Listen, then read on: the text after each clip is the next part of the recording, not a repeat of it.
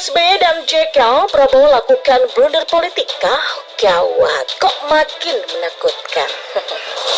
Ya namanya politik ya ini saya kira rakyat memang harus punya pilihan, itu demokrasi ya.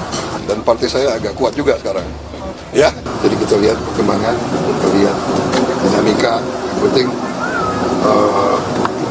semuanya berorientasi kepada kepentingan nasional dan kepentingan rakyat. Ya, Prabowo Subianto kabarnya mulai giat melakukan safari politik dengan menemui para tokoh yang berskala nasional dan dianggap memiliki popularitas tinggi, diantaranya bertemu SBY dan Yusuf Kala. Mungkin Prabowo memandang mereka sebagai sosok mantan presiden dan wakil presiden pada masa lalu yang dianggap punya pengalaman atau bekal yang mungkin bisa ditularkan agar bisa menambah semangat Prabowo untuk menempuh Pilpres keempatnya, yang mana sebelumnya mantan menantu Soeharto itu gagal 3 kali alias kalah secara hat-trick. Saya menilai pertemuan itu janggal, bahkan mencurigai kalau semua itu hanyalah gosokan alias settingan dari orang-orang terdekat alias para pembisik di sekitar Prabowo Subianto. Lagi pula, sejak kapan Prabowo dan SBY dekatkan? Setahu saya, SBY dikenal sebagai salah seorang jenderal yang menandatangani surat pemecatan Prabowo dalam pengabdiannya sebagai prajurit TNI.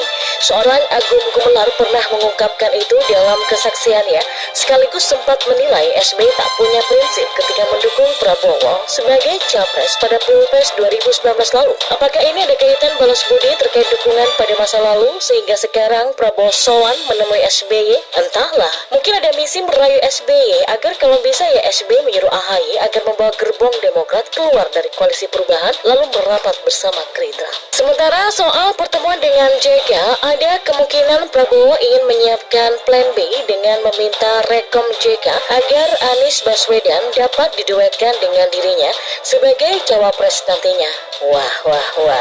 Kalau sampai terjadi, bakalan ada kisah penelikungan terhadap Nasdem dan PKS dia ceritanya. Sabar, dinamika politik masih seru sampai masa pendaftaran dibuka menurut jadwal resmi KPU. Segala kemungkinan penelikungan, pengkhianatan, sampai prank masih bisa terjadi dan menimpa siapa saja.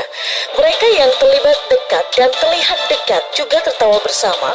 Mungkin saja besok misu-misu karena ditinggalkan orang atau partai yang sekarang terlihat dekat.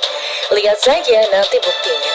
PDI Perjuangan sebagai partai yang paling jelas, tegas, dan mantap sebagai pengusung Ganjar Pranowo pun harus berhati-hati sama penumpang gelap di kapal koalisinya nanti yang sementara ini baru diisi oleh Hanura dan P3.